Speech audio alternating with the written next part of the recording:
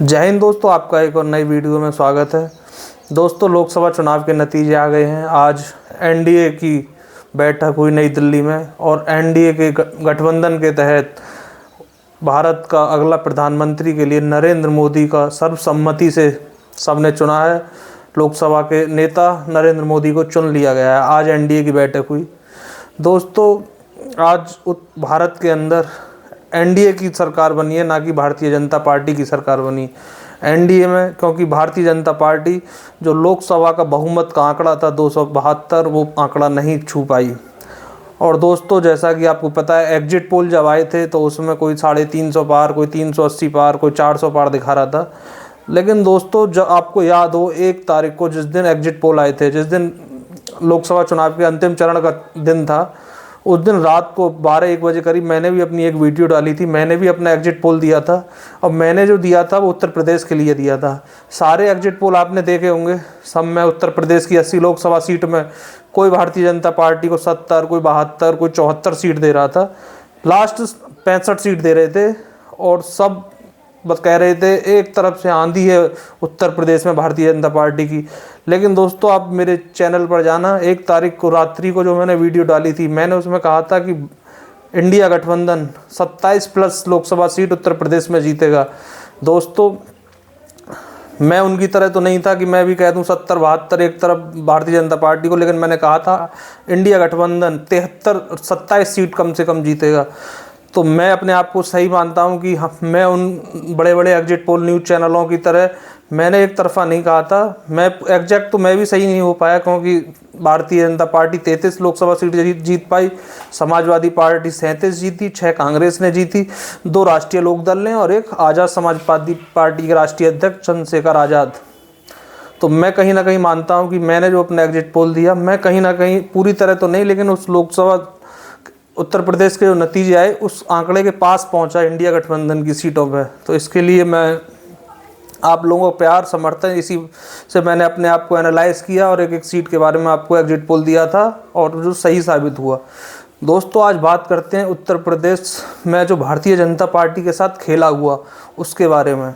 क्या कारण थे, किन कारणों से उत्तर प्रदेश में भारतीय जनता पार्टी उत्तर प्रदेश के लोकसभा चुनाव 2014 में बम्पर जीत हासिल करती है। 2017 के विधानसभा चुनाव में उत्तर प्रदेश में भारतीय जनता पार्टी को बम्पर जीत मिलती है। 2019 के लोकसभा चुनाव में भारतीय जनता पार्टी को उस समय समाजवादी पार्टी और बहुजन समाजवादी पार्टी का गठबंधन होने के बावजूद 64 सीट जीतने में सफल रही भारतीय जनता पार्टी उत्तर प्रदेश में। उसके बाद आ जाइए 2022 में। 2022 में भारतीय जनता पार्टी उत्तर प्रदेश के विधानसभा चुनावों में बम्पर जीत हासिल करती है। उसके बाद 2024 में ऐसा क्या हुआ जो भारतीय जनता पार्टी 33 सीट पर सिमट कर रह गई। जो भारतीय जनता पार्टी 80 में से 78, 80 में से 80, 75 का कहने के लिए बहुत बड़ी बड़ी बातें हुआ करती थी, लेकिन वो आज 33 सीट पर सिमट गई। तो इसमें क्या भारतीय जनता पार्टी के खिलाफ क्या उत्तर प्रदेश में नाराज़गी थी? कैंडिडेट के प्रति नाराज़गी थी, योगी आदित्यनाथ के प्रति नाराज़गी थी, नरेंद्र मोदी के प्रति नाराज़गी थी, या selection of candidate Uttar Pradesh में भारतीय जनता पार्टी अच्छी तरह से नहीं कर पाई? इन सभी के बारे में हम बात करेंगे। आज उत्तर प्रदेश में भारतीय जनता पार्टी के साथ कैसे खेला हो गया। दोस्तों, शुरुआत करते हैं पश्चिमी उत्तर प्रदेश से। पश्चिमी उत्तर प्रदेश में भारतीय जनता पार्टी ने राष्ट्रीय लोकदल के साथ गठबंधन किया। 2019 में राष्ट्रीय लोकदल के साथ भारतीय जनता पार्टी का गठबंधन नहीं था। 2014 में गठबंधन नहीं था। उस समय दोनों 2014 और 2019 दोनों बार बागपत और मुजफ्फरनगर दोनों सीट भारतीय जनता पार्टी जीती। उस समय जबकि कद्दावर नेता चौधरी अजीत सिंह 2019 में चुनाव हारते हैं, संजीव बालियान उनको चुनाव हारते हैं। 2024 में भारतीय जनता पार्टी ने जयंत के साथ जब गठबंधन किया तो ऐसा लग रहा था कि पश्चिमी उत्तर प्रदेश में अब भारतीय जनता पार्टी सुपड़ा साफ कर देगी, क्योंकि जयंत चौधरी का उनके साथ मिलना, जयंत चौधरी का जो मेन वोट बैंक है जाट समाज, उसका भारतीय जनता पार्टी के प्रति ट्रांसफ़र होना, तो ऐसा माना जा रहा था कि भारतीय जनता पार्टी जो पश्चिमी उत्तर प्रदेश है वो सुपड़ा साफ कर देगी। लेकिन दोस्तों, हुआ क्या? मुजफ्फरनगर लोकसभा जो भारतीय जनता पार्टी बिना राष्ट्रीय लोकदल के 2014 जीतती है, 2019 जीतती है और 2014 में भारतीय जनता पार्टी मुजफ्फरनगर लोकसभा से संजीव बालियान चुनाव हार जाते हैं। जयंत चौधरी का साथ होने के बाद पश्चिमी उत्तर प्रदेश की राजधानी मुजफ्फरनगर, जाटों की राजधानी, जो सबसे बड़ा जाट समाज का बहुत अच्छा वर्चस्व मुजफ्फरनगर लोकसभा सीट पर माना जाता है, तो क्या जयंत चौधरी भारतीय जनता पार्टी के साथ आ गए तो क्या वो जाट समाज का भी वोट ट्रांसफर नहीं करा पाए? हरिंदर मलिक बिना जाट समाज की वोटों से तो जीत नहीं गए, तो क्या हरिंदर मलिक का जाट समाज का जो वोट था हरिंदर मलिक को, वो पूरा चला गया या आधा आधा दोनों को तरफ गया? तो जयंत चौधरी वोट ट्रांसफ़र नहीं करा पाए। दोस्तों मैंने पहले भी कहा था, गठबंधन होने से, दो पार्टियों के गठबंधन होने से ये नहीं है कि आप वोट ट्रांसफ़र करा लें। वोट ट्रांसफ़र ऐसे नहीं हो जाता। आपने पार्टियों ने गठबंधन कर लिया, दो नेताओं के हाथ मिलाने से दोनों नेताओं का जो कोर वोट बैंक है वो ट्रांसफ़र नहीं होता। आप इसका जीता जाता उदाहरण देख लीजिए, मुजफ्फरनगर लोकसभा। अब बात करते हैं मुजफ्फरनगर लोकसभा से थोड़ा सा आगे सहारनपुर भारतीय जनता पार्टी हार जाती है। कैराना, बिना राष्ट्रीय लोकदल के कैराना 2019 में प्रदीप चौधरी चुनाव जीतते हैं। जयंत चौधरी के साथ मिलने के बाद भी कैराना भारतीय जनता पार्टी हार जाती है। नगीना भारतीय जनता पार्टी हार जाती है। मुरादाबाद भारतीय जनता पार्टी हार जाती है। उत्तर प्रदेश के जो प्रदेश अध्यक्ष हैं भूपेंद्र चौधरी, उनका गृह जिला मुरादाबाद, वहाँ भारतीय जनता पार्टी चुनाव हार जाती है। राष्ट्रीय लोकदल ने अपना दोनों सीट जीत ली, बागपत जीत ली, बिजनौर जीत ली, लेकिन राष्ट्रीय लोकदल भाजपा के साथ आगे उसने तो अपना वोट बैंक बनाए रखा, दोनों सीट निकाल ली, भारतीय जनता पार्टी का वोट बैंक ट्रांसफर हो गया लोकदल के साथ। लेकिन लोकदल का जो vote transfer Bharatiya Janata party के साथ हो पाया? मैं भारतीय जनता पार्टी के शीर्ष नेतृत्व जो है उनका, उससे जानना चाहूँगा, क्या राष्ट्रीय लोकदल ने ट्रांसफ़र कर दिया? आप राष्ट्रीय लोकदल के साथ शामिल हो गए, मुजफ्फरनगर हार गए, सहारनपुर हार गए, नगीना हार गए, मुरादाबाद हार गए, और बताइए दोस्तों। तो मैं कहना चाहूँगा कि राष्ट्रीय लोकदल के शामिल होने से, जयंत चौधरी का भारतीय जनता पार्टी के साथ जाने से जयंत चौधरी का फ़ायदा हुआ, लेकिन भारतीय जनता पार्टी का कोई फ़ायदा नहीं हुआ। अब मैं एक सीट का आपको उदाहरण देना चाहूँगा। पश्चिमी उत्तर प्रदेश की एक और सीट है अलीगढ़ लोकसभा। अलीगढ़ लोकसभा में 2014 में भाजपा के कैंडिडेट सतीश गौतम बहुत बड़ी जीत हासिल करते हैं। 2019 में बहुत बड़ी जीत हासिल करते हैं, करीब 2.5 लाख के आसपास 2019 का लोकसभा चुनाव जीते थे सतीश गौतम। 2024 के लोकसभा में मात्र 14 से 15 हज़ार के वोटों पर से सतीश गौतम चुनाव जीते हैं। गिरते पड़ते कैसे चुनाव जीते हैं? मात्र 14-15 हज़ारों से। जहाँ सतीश गौतम की जीत 2 से 2.5 लाख होती थी, उसी अलीगढ़ लोकसभा की एक विधानसभा है खैर विधानसभा, आप मान सकते हैं कि मिनी छिपरौली। खैर विधानसभा पर जाट बाहुबल विधानसभा है, अच्छा खासा पकड़ है जाट बाहुबल की। अलीगढ़ लोकसभा में जिस दिन वोट पड़े से उससे 2 से 3 दिन पहले जयंत चौधरी की खैर में रैली कराई जाती है, जाट समाज को इकट्ठा करने के लिए कि वो सतीश गौतम की तरफ चला जाए, क्योंकि अलीगढ़ में जाट समाज से इंडिया गठबंधन से चौधरी विजेंद्र सिंह खड़े थे। जब दोस्तों लोकसभा चुनाव के नतीजे आए तो अलीगढ़ के सतीश गौतम खैर विधानसभा से हार गए। आप समझ रहे हैं, खैर विधानसभा से सतीश गौतम को हार मिली है।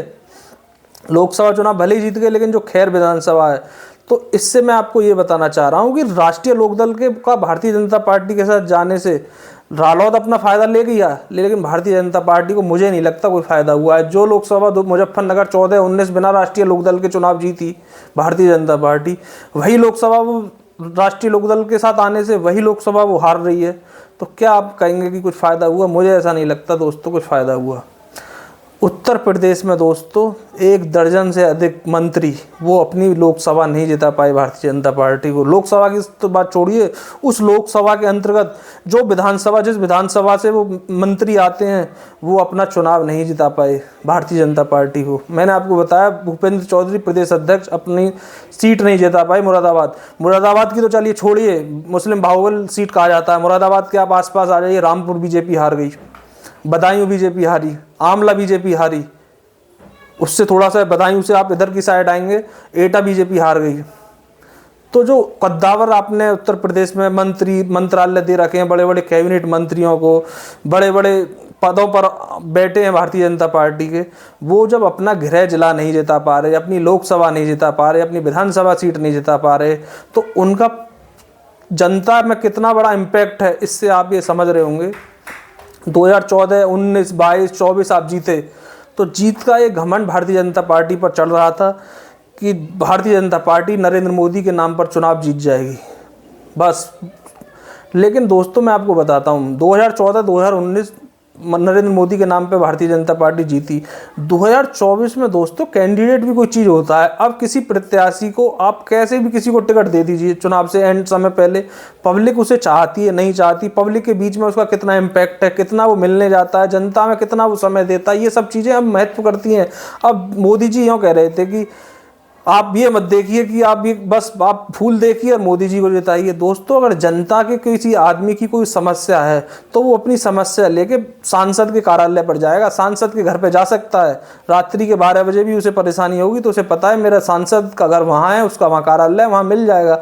लेकिन जब सांसद से आप किसी को सांसद बना देंगे तो क्या पब्लिक आम जनता की कोई सी समस्या होगी तो प्रधानमंत्री जी के पास तो जा नहीं सकता, ना प्रधानमंत्री जी के पास इतना समय कि वो पूरे देश के एक जनता की समस्या जाने। तो जनता की समस्या तो उनका सांसद ही समझेगा ना। जब आप सांसद ही ऐसा दे रहे हैं जो जनता के बीच में उसकी पकड़ नहीं है, जनता के बीच में उसकी फील्ड में उसकी जाना वो ज़्यादा नहीं है। तो दोस्तों जो सीट पे कैंडिडेट का सिलेक्शन हुआ उससे भी भारतीय जनता पार्टी को हार का सामना करना पड़ा। अब आप ये देख लीजिए उत्तर प्रदेश के एक उप मुख्यमंत्री हैं डिप्टी सीएम, अपनी जहाँ से वो आते हैं इलाहाबाद प्रयागराज, वो सीट नहीं जिता पाए। उनकी जो जहाँ से वो विधानसभा चुनाव लड़े थे कौशाम्बी, वहाँ भारतीय जनता पार्टी हारती है। उसके बराबर की सीट है प्रतापगढ़, वहाँ से भारतीय जनता पार्टी हारती है। जो उत्तर प्रदेश में डिप्टी सीएम है, पिछड़ों के आप उन्हें बहुत बड़ा नेता कहते हैं कि उत्तर प्रदेश में पिछड़ों का अगर कोई नेता है तो हमारे डिप्टी सीएम है। नाम भी मैं बता दूं, केशव प्रसाद मौर्य जी के बारे में बात कर रहा हूँ। इलाहाबाद वो सीट नहीं जिता पाए, फूलपुर बीजेपी जीती है, कौशाम्बी वो नहीं जिता पाए, प्रतापगढ़ वो नहीं जिता पाए। तो आपने इतने बड़े बड़े ओहदे पद इन्हें दे रखे हैं, जब ये अपनी लोकसभा सीट नहीं जिता पाते, विधानसभा का चुनाव डिप्टी सीएम आपके खुद हार जाते हैं, तो ये पिछड़ों के बड़े नेता हैं। दोस्तों मैं भारतीय जनता पार्टी के शीर्ष नेतृत्व को कहना चाहूँगा कि इस पर विचार किया जाए। आप खाली पद बढ़ा देने से उस नेता की जनता में कितनी पकड़ है, वो नेता अपने क्षेत्र में कितनी वोट आपको जिता सकता है। मैं आपको बता दूं 1 दर्जन से अधिक उत्तर प्रदेश के मंत्री अपनी लोकसभा सीट नहीं जिता पाए। अब कई केंद्रीय मंत्री भी चुनाव हारे हैं जैसा कि आपको पता है। अब दोस्तों चलते हैं पूर्वांचल की तरफ। पूर्वांचल में भारतीय जनता पार्टी ने ओम प्रकाश राजभर के साथ समझौता करा, संजय निषाद के साथ। संजय निषाद का बेटा संत कबीर नगर से अपनी सीट नहीं निकाल पाए, जो निषाद समाज के बहुत बड़े नेता कहते हैं। तो ये निषाद समाज के, अगर आपने एक किसी जाति के नाम पर आपने पार्टी बनाई है, आप निषाद समाज के नेता हैं, तो आप खुद कैबिनेट मंत्री रहेंगे, आप ही का बेटा लोकसभा का चुनाव लड़ेगा। तो क्या जनता समझती नहीं है कि आप खाली परिवार के लिए सोच रहे हैं? ऐसे ही आप आ जाइए ओम प्रकाश राजभर, ओम प्रकाश राजभर खुद कैबिनेट मंत्री, चुनाव अगर कोई लड़ेगा तो उनका बेटा चुनाव लड़ेगा। भाई आपकी पार्टी है, बहुत तमाम कार्यकर्ता होंगे। घोसी आप नहीं जिता पाए, घोसी का उपचुनाव हुआ वो आप नहीं जिता पाए भारतीय जनता पार्टी को। 2024 का लोकसभा चुनाव हुआ, करीब 1.5 लाख के अंतर से भारतीय जनता पार्टी चुनाव हारी है घोसी लोकसभा में, जहाँ राजभर बाहुबल क्षेत्र है घोसी, वहाँ से भारतीय जनता पार्टी 1.5 लाख से अधिक वोटों से हारी है। भारतीय जनता पार्टी के मन में ये था कि पूर्वांचल हमें ओम प्रकाश राजभर जिता देंगे। ओम प्रकाश राजभर को उन्होंने कैबिनेट मंत्री बना दिया लोकसभा चुनाव से एन समय पहले, कि पूर्वांचल में अच्छा खासा वर्चस्व है। सलेमपुर से समाजवादी पार्टी ने उमाशंकर राजभर को टिकट दिया, वहाँ से वो अपनी सीट निकाल ली। आपने नाम भी नहीं सुना होगा उनका, सलेमपुर जैसे जो लोकसभा चुनाव जीते हैं। और ओम प्रकाश राजभर अपने बेटे की घोसी लोकसभा सीट जिता नहीं पाए और 1.5 लाख से प्लस से लोकसभा का चुनाव हारते हैं ओम प्रकाश राजभर के बेटे। तो दोस्तों ऐसा नहीं है आप किसी एक कुछ नेताओं के ऊपर इतना डिपेंड हो जाएंगे कि उनको हम अब शामिल कर लेंगे तो हम जीत जाएंगे। अब मैं बात करता हूँ भारतीय जनता पार्टी का, जब लोकसभा चुनाव के नतीजे आ गए और उत्तर प्रदेश में ये हालत रही, तो भारतीय जनता पार्टी के कुछ नेताओं का ये कहना है कि जो विपक्ष है उसने एक वहम फैलाया जनता के अंदर कि लोक संविधान को खतरा है, आरक्षण को खतरा है, ये है वो है। मैं आप उन नेताओं से ये पूछना चाहूँगा, जब विपक्ष के नेता जनता के बीच में जाके कह रहे थे कि आरक्षण को खतरा है, 400 पार आ गई तो ये संविधान बदल देंगे, तो उस समय आप क्या कर रहे थे? आप उस समय जनता को नहीं समझा पाए कि हम संविधान नहीं बदलेंगे? आप उस समय का पंचायत वेब सीरीज देख रहे थे क्या? जब विपक्ष के नेता जनता के बीच में जाके कह रहे हैं, जब राहुल गांधी संविधान की किताब हाथ में लेके कह रहे हैं कि इसको खतरा है, तो आप लोग जनता को क्यों नहीं समझा पाए कि ये विपक्ष पार्टी खाली एक नैरेटिव सेट कर रही है, कोई खतरा नहीं है। तो आप लोग जनता को क्यों नहीं रिझा पाए? उस समय आप भी तो चुनाव में थे, उस समय आप भी प्रचार कर रहे थे। तो अब ये बहाने हैं कि विपक्ष ने एक नैरेटिव सेट कर दिया कि संविधान को खतरा है, आरक्षण को खतरा है। अब आ जाओ संविधान के ऊपर। आप ही के प्रत्याशी, उत्तर प्रदेश लोकसभा के प्रत्याशी, वही ये कह रहे हैं चुनाव से कुछ समय पहले कि हमको आप 400 पार लोकसभा सीट जिताइए और हम बदलाव चाहेंगे, बदलाव करेंगे। प्रत्याशी आपके कह रहे हैं कि हम बदलाव करेंगे 400 पार आने पर, आप ठीकरा फोड़ रहे हैं विपक्ष के नेताओं पर। तो दोस्तों, और भारतीय जनता पार्टी का नेतृत्व ये बहाने लगाने बंद करे कि विपक्ष पार्टी ने गलत नैरेटिव सेट कर दिया, संविधान को खतरा बता दिया, आरक्षण बदलने का बता दिया। ऐसा नहीं है। आपकी केंद्रीय मंत्री स्मृति ईरानी 1.5 से लाख प्लस वोटों से चुनाव हारी हैं अमेठी से। अब आप किसे कहना चाहेंगे? अमेठी के अंदर आपने समाजवादी पार्टी के विधायक शामिल करे अपने साथ, रायबरेली में आपने शामिल किए, नतीजा क्या मिला दोस्तों? आप विधायकों को अपने साथ शामिल कर रहे हैं, विपक्ष के विधायकों को। आप ये सोच रहे हैं कि अमेठी रायबरेली से विधायक हैं, हमारे साथ आ जाएंगे तो जो वहाँ की जो जनता है अमेठी रायबरेली को, उनको एक बोरा में भरेंगे उनके वोटों को, और वो बोरा लाके भी भारतीय जनता पार्टी के खाते में डाल देंगे। उनके पास बोरा थे क्या वोटों के जो डाल देंगे वो भारतीय जनता पार्टी के खाते में? आप विधायकों को शामिल कर लो, नेताओं को, विपक्ष के इनको शामिल कर लो, तो आप ये मत समझो कि आप वो झोला भर के लाएंगे और वो वोट भारतीय जनता पार्टी को शामिल हो जाएगा। तो ये गलत फहमी आती दोस्तों भारतीय जनता पार्टी की, जिस वजह से भारतीय जनता पार्टी को उसका खामियाजा भुगतना पड़ा। और कहाँ लोकसभा चुनाव 2019 में 64 सीट से सीधे आज वो 33 लोकसभा सीट जीतने में सफल रहे। अब बात करें दोस्तों उत्तर प्रदेश के साथ साथ पूरे भारत के अंदर, अगर मैं इस लोकसभा चुनाव का कोई मैन ऑफ द मैच किसी को दिया जाए तो वो मैं देना चाहूँगा समाजवादी पार्टी के राष्ट्रीय अध्यक्ष अखिलेश यादव को। मैं कोई अखिलेश यादव का फैन नहीं, फॉलोवर नहीं, मैं जो बात जानता हूँ, जो समझता हूँ वो आपको बताता हूँ। अखिलेश यादव ने दोस्तों उत्तर प्रदेश के अंदर जो सीट सिलेक्शन था, जो कैंडिडेट सिलेक्शन था, कैंडिडेट उन्होंने जो जातिगत आंकड़े थे, जो सोशल इंजीनियरिंग थी, उसमें वो सक्सेस साबित हुए। 4 उन्होंने मुस्लिम कैंडिडेट दिए पूरे लोकसभा उत्तर प्रदेश के अंदर, जहां उनको देना मजबूरी था, जैसे कैराना, मुरादाबाद, गाजीपुर जो और रामपुर हो गया, ये जो बड़े बड़े जहां पे मुस्लिम बाहुबल क्षेत्र 35 से 40% मुस्लिम आबादी है। बाकी उन्होंने अपना जो यादव है, जो उनको कहा जाता था एम बाई की पार्टी, मुस्लिम यादव की पार्टी, ये विरोधी पार्टी उन पर आरोप लगाते हैं ये एम बाई की पार्टी है। उन्होंने जो एम को 4 सीट दी, वाई को उन्होंने अपने घर में जो सीट दी वही लोकसभा की सीट दी। उन्होंने आदित्य यादव को दी, फिरोजाबाद से अक्षय यादव को दी, खुद तीसरे लड़े कन्नौज से, डिम्पल यादव को दी, 5वां उन्होंने वहाँ से आजमगढ़ से धर्मेंद्र यादव को दी। तो उन्होंने वाई में जो वो सीट दी वो खाली अपने परिवार की दी। बाकी उन्होंने जो पिछड़ी जातियाँ थी, आपका कुर्मी हो गया, कुशवाहा हो गया, बिंद हो गया, आपका राजभर हो गया, पिछड़ी जातियों में राजभर आ गया, आपका निषाद आ गया, उन्होंने जो ओबीसी के अंदर पिछड़ा वर्ग में जितनी भी जातियाँ थी उन सारी जातियों को इकट्ठा करा, उन सारी जातियों के हिसाब से, सोशल इंजीनियरिंग के हिसाब से उन्होंने टिकट दी। अब आप दोस्तों ये लगा लीजिए, सुल्तानपुर में मेनका गांधी चुनाव हारी हैं, गोरखपुर के जो निषाद हैं वहाँ का उनको उन्होंने सुल्तानपुर से टिकट दिया, सुल्तानपुर में उन्होंने निषाद समाज का जो वोट था वो सारे इकट्ठा किया, जनरल भी कुछ वोट उन्हें मिला। बाकी उन्होंने जो सोशल इंजीनियरिंग की, जो पिछड़ी जाति, पिछड़ा और दलित वोट को भी उनको भी मिला, तो उस वजह से वो जीतने में सफल रहे। तो दोस्तों जो सोशल इंजीनियरिंग थी अखिलेश यादव की, एक एक सीट पर उन्होंने, आपने एक चीज़ और देखी होगी पूरे चुनाव के अंदर अखिलेश यादव, उनका धर्म के नाम पर उन्होंने एक भी बार रैली में कुछ नहीं कहा। वो जानते थे कि भारतीय जनता पार्टी धर्म के नाम पर हमें मैदान पर लेके आएगी कि इस पिच पर आप चुनाव लड़िए, लेकिन अखिलेश यादव ने अपने पार्टी के जितने भी कैंडिडेट थे, खासकर मुस्लिम कैंडिडेट, उन सबको ये बता दिया था कि ऐसा कोई भी बयान, इस तरह की कोई भी रैली में किसी तरह का आप ऐसा कुछ मत बोलना जिससे भारतीय जनता पार्टी को मौका मिल जाए और भारतीय जनता पार्टी धर्म के नाम पर हमें चुनाव लड़ाए। अगर धर्म के नाम पर चुनाव हो गया तो किसी भी कीमत पर समाजवादी पार्टी 4 से 5 सीट से ज़्यादा उत्तर प्रदेश में नहीं जीत सकती थी। तो अखिलेश यादव नहीं चाहते थे कि हम भारतीय जनता पार्टी की पिच पर बैटिंग करें।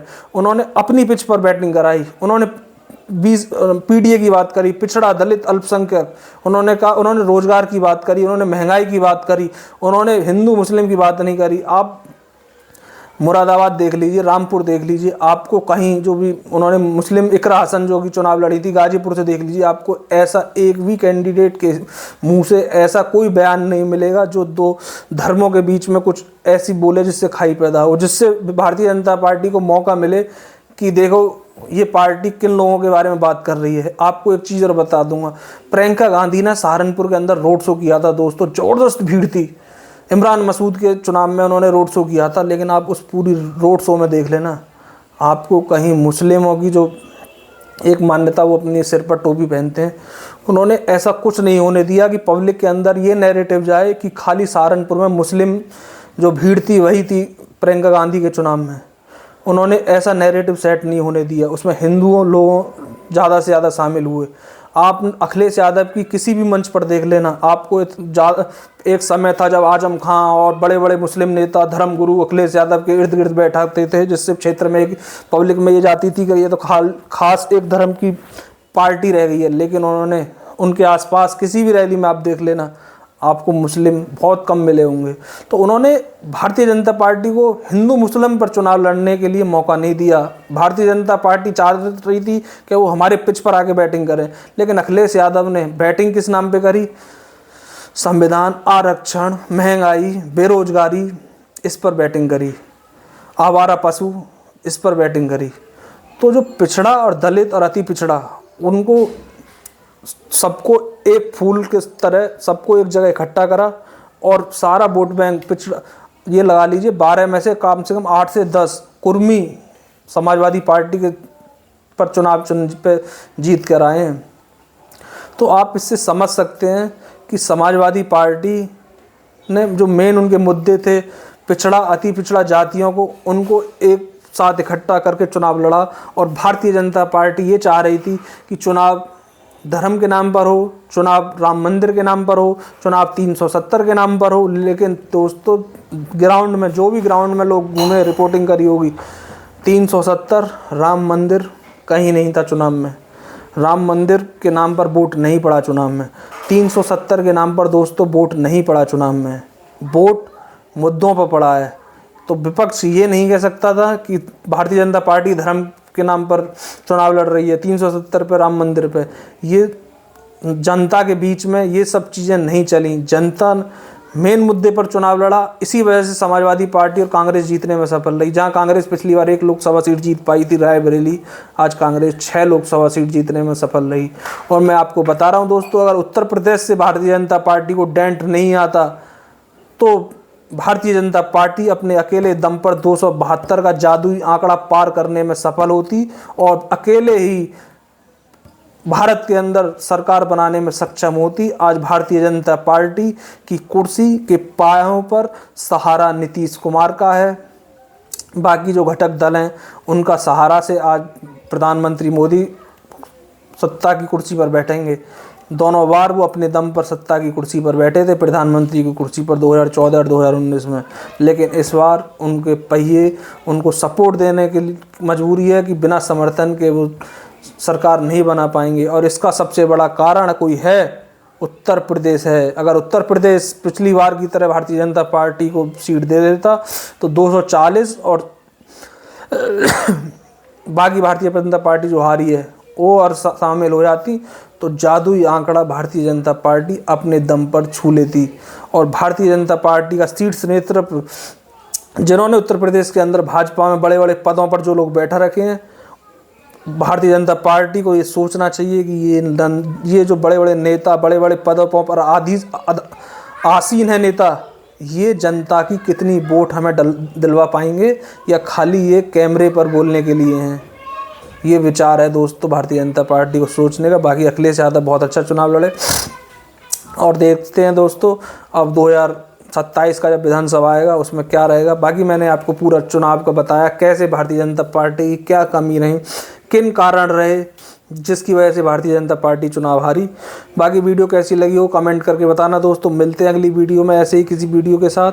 प्लीज़ चैनल को सब्सक्राइब कर लीजिए। आशा है आपने चैनल सब्सक्राइब कर लिया होगा। अपना और अपनों को ध्यान रखें। जय हिंद दोस्तों।